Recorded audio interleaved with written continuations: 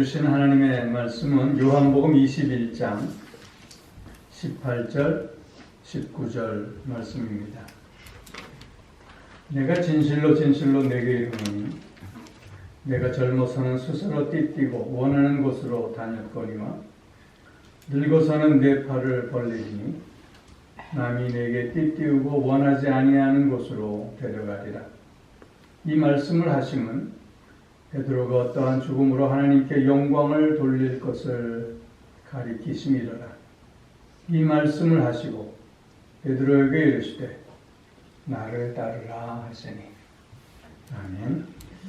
오늘 말씀을 의지해서 부활의 길을 걷는 삶 라는 제목으로 말씀을 드립니다. 주님께서 십자가에 죽으시고 3일 만에 살아나심으로 부활의 첫 열매가 되셨습니다. 예수 그리스도의 죽으심과 다시 살아나심의 이 사건을 통해서 우리는 하나님의 자녀로 구원받은 자로 오늘을 살아갈 수 있게 되었습니다. 예수 그리스도가 나의 구주요.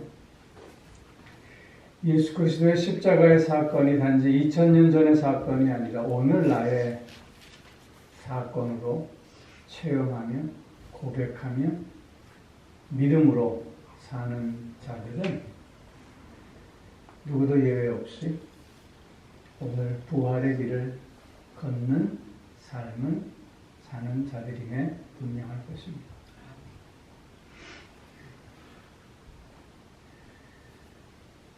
부활의 길을 걷는다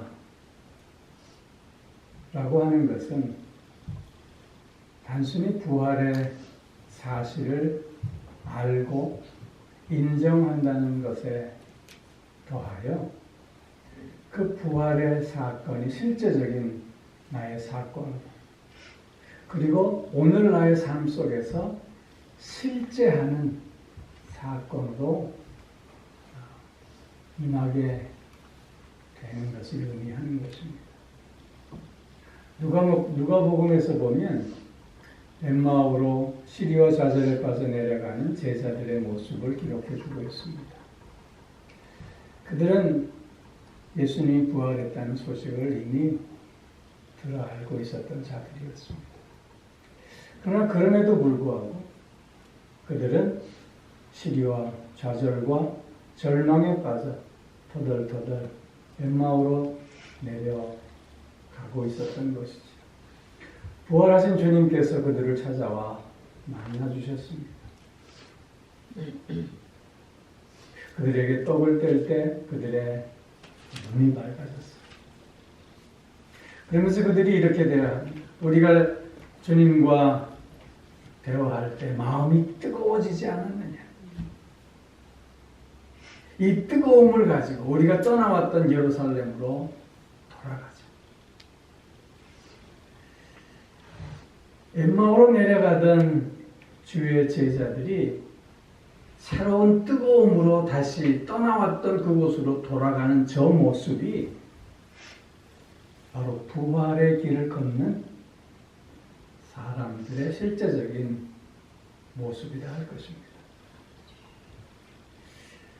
오늘 우리가 함께 읽은 본문 말씀은 예수님께서 부활하신 후에 베드로를 찾아오셔서 내가 나를 사랑하느냐 이렇게 3번씩이나 물으시잖아요. 내 양을 치라, 내 양을 먹이라 이렇게 말씀하신 후에 베드로가 어떤 죽음으로 하나님께 영광 돌릴 것인가를 말씀해 주시고 있는 장면입니다. 즉 부활하신 예수님께서 베드로와 마지막 대화하시는 모습이 오늘 본문의 내용입니다. 시리에 빠져 갈릴리 호수에서 옛날의 모습으로 돌아가 고기를 잡고 있었던 베드로를 부활하신 주님께서 찾아오셔서 그에게 다시 물음을 던지시면 그의 마음을 새롭게 하셨습니다.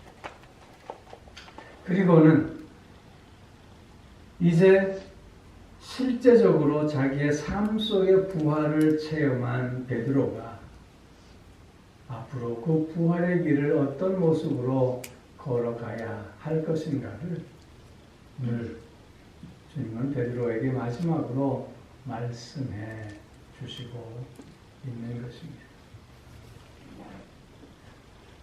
오늘 우리도 마찬가지로 부활의 길을 걸어가고 있는 자들로서 우리가 어떤 삶이 되어야 할 것인가를 다시 한번 확인할 수 있기를 원합니다. 가장 먼저는 십자가를 지는 삶입니다. 우리 기독교는 십자가의 종교요 또한 부활의 종교입니다. 여러분, 십자가 없는 부활이 가능하겠습니까? 불가능합니다. 또한 부활 없는 십자가, 그것도 정말 어리석은 것이요, 헛된 것이요, 부끄러운 것일 수밖에 없는 것입니다. 부활의 길을 걷기 위해서는 반드시 십자가의 길이 필요하다고 하는 것입니다. 오늘 본문 18절 말씀에서 보면 예수님께서 베드로에게 이렇게 말씀하시잖아요. 내가 젊어서는 스스로 띠뛰고 원하는 곳으로 다녔거니와 늙어서는 내 팔을 벌리니 남이 내게 띠띠우고 원하지 아니하는 곳으로 데려가리라. 이 말씀을 하시는 베드로가 어떠한 죽음으로 하나님께 영광을 돌릴 것을 가리키십니다. 베드로가 이제 부활의 삶을 살아가기 위해서는 먼저 십자가를 져야만 함을 말씀하고 있는 것입니다. 예수님께서 그를 따르는 제자들에게 이렇게 말씀하셨습니다.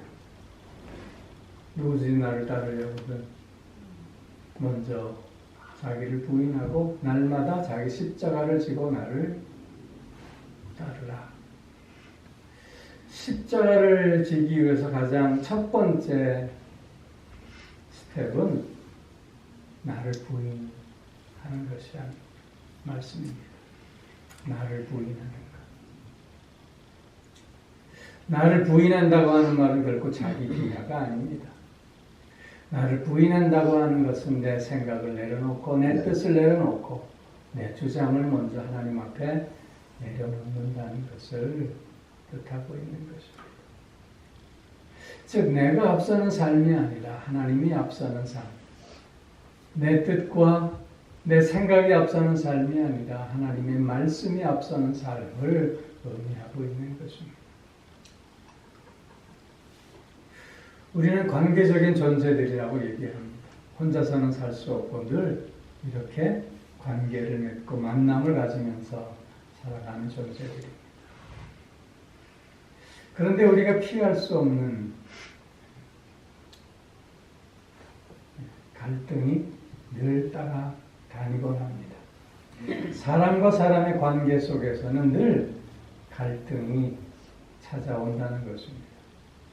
그것은 어쩌면 당연한 일일 것입니다. 왜냐하면 생각이 다르고 환경이 다르고 삶의 가치와 태도가 다른 사람들끼리 만났으니 거기서 갈등이 일어나지 않는다면 이상한 일이겠지요.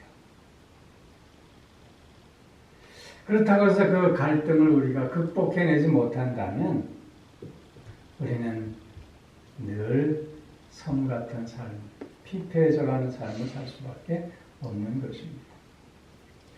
인간과 인간과의 관계 속에서 생겨나는 그 다양한 갈등을 우리는 극복해가면서 더욱더 성숙한 삶을 이어가야 하는데 그러기 위해서 필요한 것이 무엇인가 하는 것이죠. 그것은 먼저 자기 부인이라고 하는 것입니다. 갈등이 일어나는 원인이 무엇일까요? 그것은 인정받고 싶은 욕망이 채워지지 않기 때문이고, 또 한 가지는 우리는 늘 이기적이고 교만함이 자리 잡고 있기 때문이라고 하는 것이죠. 여러분, 창세기에서 보면 아담과 하와가 첫 만남을 갖습니다. 그때 아담의 고백을 아시지요? 와우, 내 살 중에 살이요, 내 뼈 중에 뼈이다. 무슨 뜻입니까? 나와 하나다, 그런 뜻입니다. 나와 하나다. 그런데 선악과를 따먹은 후에 그들의 관계가 어떻게 변했습니까? 비난의 대상으로 변하지 않습니까? 누가 너에게 선악과를 따먹게 했느냐? 그랬을 때 아담의 대답이 어떻습니까? 하나님이 내게 주신 여자 그가. 나와 하나의 관계가 아니라 이제는 나와 상관없는 3인칭으로 변하고 있음을 보게 됩니다. 이런 모습들이 왜 나타나느냐 하는 것이죠. 이기심 때문이고 교만 때문이라고 하는 것이죠. 그렇기에 자기 부인의 모습은 나를 내려놓고 상대방도 하나님께서 예수 그리스도를 이 땅에 보내셔서 십자가에 죽게 하심으로 말미암아 세워내신 인격임을 먼저 인정하고 존중하려는 마음이 있어야 한다는 것입니다. 즉 내가 인정받고자 하는 만큼 먼저 내가 상대를 인정해 주고자 함이 자기 부인의 모습인 것이고, 또한 나의 이기심, 나의 교만함, 나의 어리석음, 나의 부족함을 먼저 생각하면서 나를 낮춰내는 모습이 바로 자기 부인의 모습이라는 것이며, 이런 자기 부인을 통해서 하나님께서 우리에게 주신 모든 관계와 만남이 풍성해지고 아름다워질 수 있게 되는 것입니다. 이것이 십자가를 지는 첫 번째 모습이라고 하는 것이지요. 그리고 두 번째, 십자가를 진다고 하는 실제적인 것은 무엇일까 하는 것입니다. 여러분들은 내가 져야 할 십자가가 어떤 것이라고 생각하십니까? 나의 역할, 나의 사명, 혹은 내가 극복해야 할 나의 그릇된 성품, 욕심, 나의 삶의 태도, 습관, 이런 것들을 혹시 십자가라고 생각하시는지 모르겠습니다. 그럴 수도 있겠지요. 그러나 십자가를 진다고 하는 실제적인 의미는 다른 것이 아니라 바로 나의 삶의 자리에서 어떻게 진리를 지켜 나갈 수 있을 것인가. 내가 처한 삶의 환경과 또한 내가 처한 삶의 자리에서 내가 어떻게 진리를 붙잡는 삶을 살 수 있겠는가. 이것이 우리가 져야 하는 십자가의 실제적인 모습이 아닐까 생각합니다. 불의가 판치는 세상 속에서 의를 지키고 행하려고 하는 그 모습이 십자가를 지는 모습이에요. 거짓과 왜곡이 모든 것을 혼란스럽게 만드는 이때에 어떤 어려움과 어떤 손해와 어떤 고통이 있다 할지라도 진실을 붙잡고 나아가고자 함이 또한 오늘 내가 지는 십자가의 모습이 아닐런지. 비상식과 몰상식이 마치 상식인 듯 비인간화의 이런 세태 속에서 상식을 붙잡고 그 상식을 지키려고자 하는 몸부림이 곧 십자가를 지는 실제적인 모습이 아닐런지. 미움과 또한 분쟁이 일어나는 그곳에서 사랑을 실천하고자 내 생명을 던져내니 곧 십자가를 지는 모습이 아니겠느냐 하는 것입니다. 부활의 길을 걷는 우리들의 모습은 가장 먼저 자기를 부인하고 십자가를 지는 삶이어야 함을 다시 한번 깨닫게 되는 것입니다. 또한 부활의 길을 걷는 두 번째 모습은 주님과 함께 걷는 삶이라고 하는 것입니다.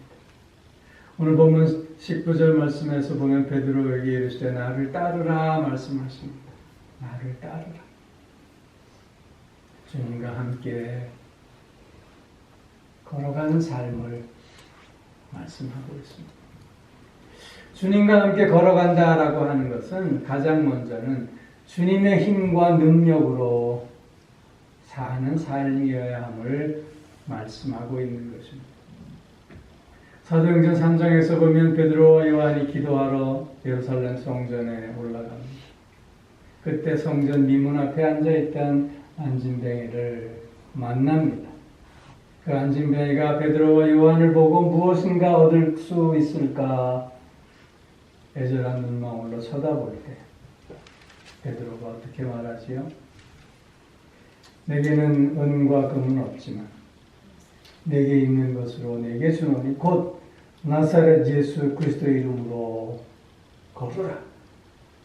그랬더니 그가 발목에 힘이 생겨 일어나 걷고 뛰며 하나님을 찬송했다고 했습니다. 이 사건으로 말미암아 예루살렘 성에 소동이 일어났습니다. 모든 사람들이 베드로를 주목하게 되었습니다. 그때 사람들에게 베드로가 한 말이 무엇입니까? 왜 이 일로 나를 주목하느냐? 이것은 내가 한 일이 아니라 부활하신 그리스도께서 하신 일입니다. 그리스도의 힘과 그리스도의 능력이 나의 삶 가운데서 이렇게 역사하신 것임을 강조하고 있음을 보게 됩니다. 사도 바울도 내게 능력 주시는 자 안에서 내가 모든 것을 할 수 있나이다. 그리스도와 함께 걷는다고 하는 것은 곧 그리스도의 힘과 능력으로 산다는 것을 의미하는 것입니다. 또한 그리스도와 함께 걷는다라고 하는 이 말씀은 그리스도께서 친히 인도하시고 책임져 주신다고 하는 뜻입니다. 나를 따르라. 주님이 앞장서시는 삶을 의미하는 것 아니겠습니까? 주님이 앞장서서 인도하시고 그 되어지는 모든 일들 가운데서 나를 책임져 주시겠다 약속하시는 말씀인 것입니다.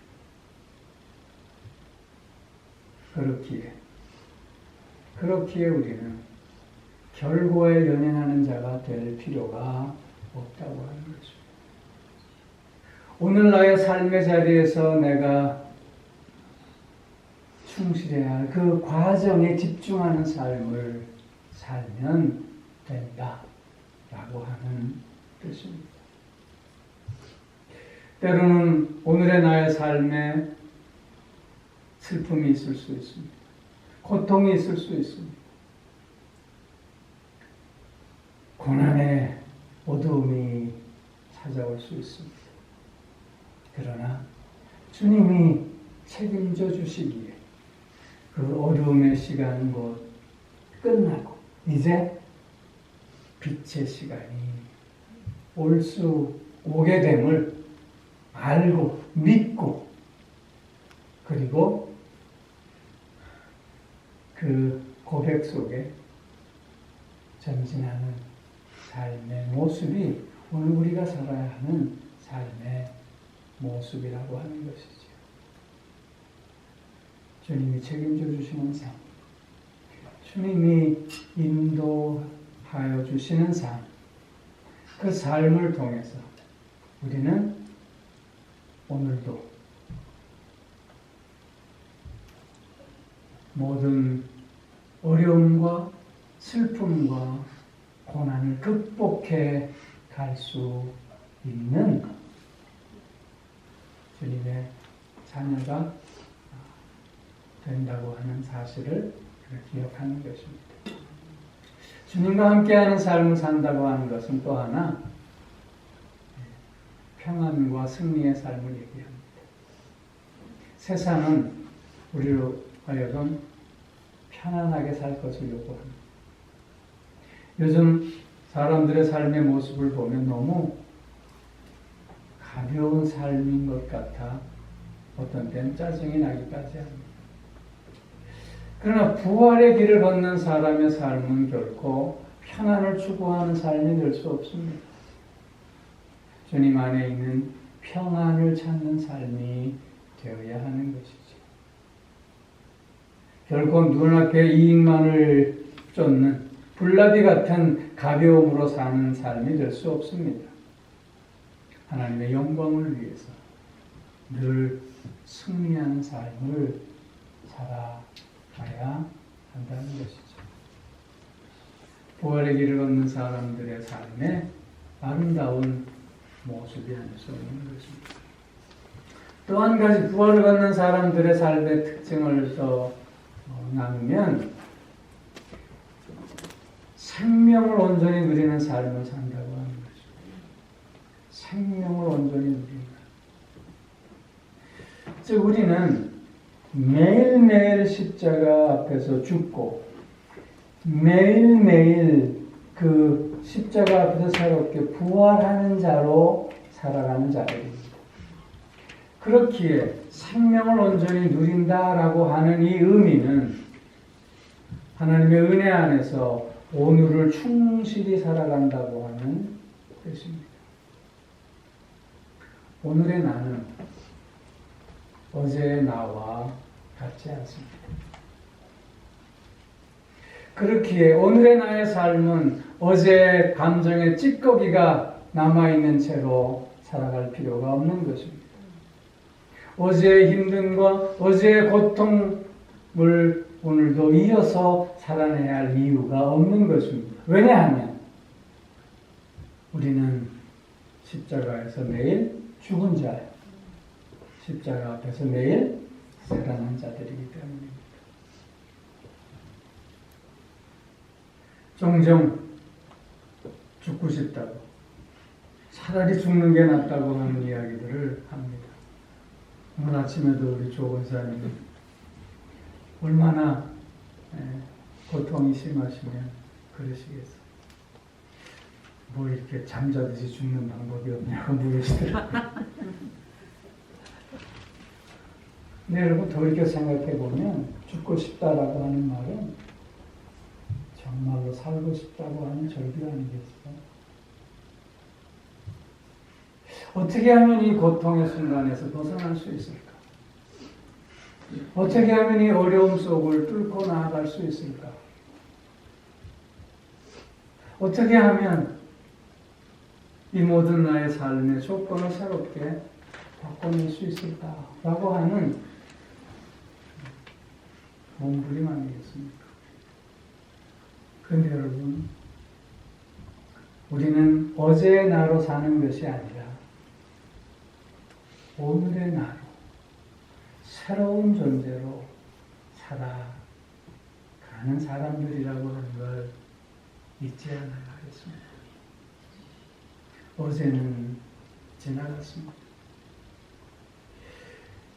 어제 붙잡혀 삶으로 오늘을 놓쳐서는 안 되겠습니다. 내일의 집착함으로 오늘을 또한 허비해서도 안 될 것입니다. 오늘은 하나님께서 나에게 주신 특별한 선물이요, 시간입니다.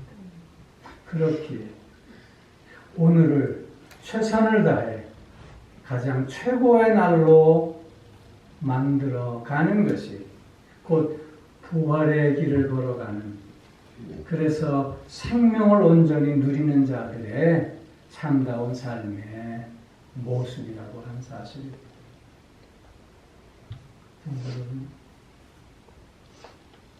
늘 계속되어지는 쳇바퀴 같은 변함없는 삶인 것처럼 보여지지만, 그러나 오늘의 나는 다시 한번 부활의 능력 가운데 새로워지는 나임을 늘 고백합니다. 오늘을 새 힘과 능력 가운데 아름답게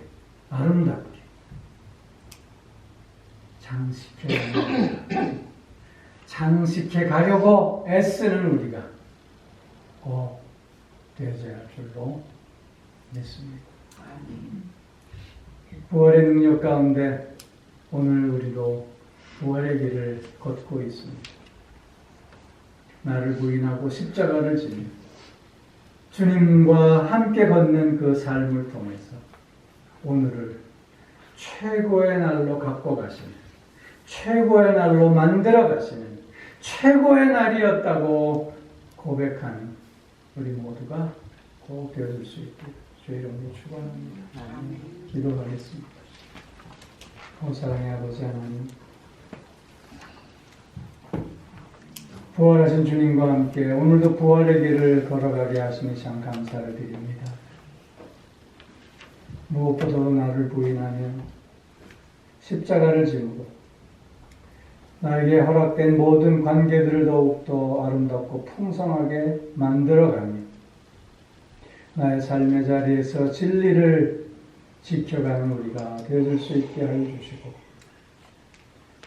주님과 함께 걷는 길임을 기억하면서 그 힘과 능력 안에서 평안과 승리의 삶을 살아가는 우리가 되게 하여 주시고, 생명을 온전히 누려내는 삶으로서 오늘을 최고의 날로 가꾸어가고 만들어가며 또한 최고의 날이었다 고백하며 감사하는 우리가 꼭 되게 하여 주시옵소서.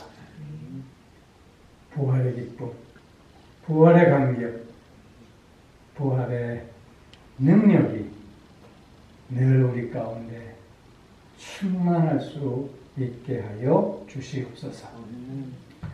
하나님께서 베풀어 주신 그 크고 놀라운 은혜와 사랑을 기억하며 마음을 다해 귀한 영을 정성으로 기도를 하나님 앞에 올려드립니다.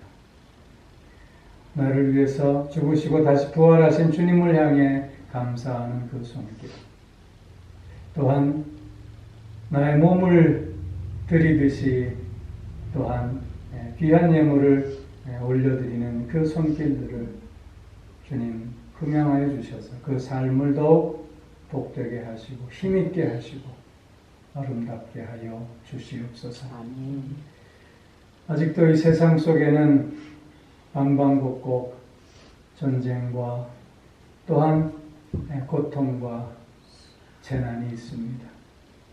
주여, 부활의 능력이 함께하는 저것들이 되어질 수 있게 하여 주옵시고, 아직도 육신의 연약함과 고통 속에 있는 주의 사랑하는 자녀들도 있습니다. 주님, 저들에게 부활의 능력 가운데 치유 회복의 은총이 넘쳐날 수 있게 하여 주시옵소서. 감사드리며 우리 주 예수 그리스도의 이름으로 기도하옵나이다. 아멘.